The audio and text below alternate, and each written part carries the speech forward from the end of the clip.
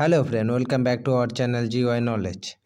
দেখো, আমাদের ডাব্লিউবিপি কনস্টেবলের যে আপকামিং ভ্যাকেন্সি রয়েছে, টোটাল ভ্যাকেন্সি রয়েছে 12,000-এরও বেশি, 12,000-এর মতো ভ্যাকেন্সি রয়েছে। তো আমাদের মেন যে এখন কোয়েশ্চেনটা হচ্ছে যে দাদা, পরীক্ষা কয়টা হতে পারে, একটা না দুটো?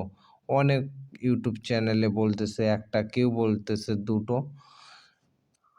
নেক্সট হচ্ছে আমাদের যে আবেদন কবে থেকে শুরু হবে, আর যদি মেন কথা যে যদি একটা পরীক্ষায় হয় তবে আমাদের সিলেবাসটা কীরকম হবে। তো আজকে এই 3টা কোয়েশ্চেন নিয়ে আমাদের ভিডিওটা শুরু। প্রথম কথা হচ্ছে দাদা, দেখো, পরীক্ষা তো হবে দুটোই। যদি চেঞ্জ হয় নেক্সট ইয়ার থেকে হবে, এবছর কোনো চেঞ্জ হচ্ছে না। প্রিলিমিনারি মেন্স এক্সাম থাকবে। তো তোমরা একটা পরীক্ষার কথা ভেবে থেকো না, এখন থেকে প্রিপারেশন চালু করে দাও।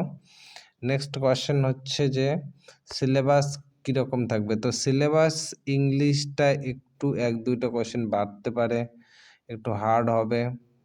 জিকে কারেন্ট অ্যাফেয়ার্সগুলো একটু এখন থেকে ভালো করে দেখো, কারণ কম্পিটিশন খুব হাই চলতেছে, কিন্তু এখন খুবই হাই চলতেছে। তো প্রিপারেশন এখন থেকে শুরু করে দাও। নেক্সট আবেদন কবে থেকে শুরু হবে, এটা হচ্ছে এখনকার মুখ্য কোয়েশ্চেন।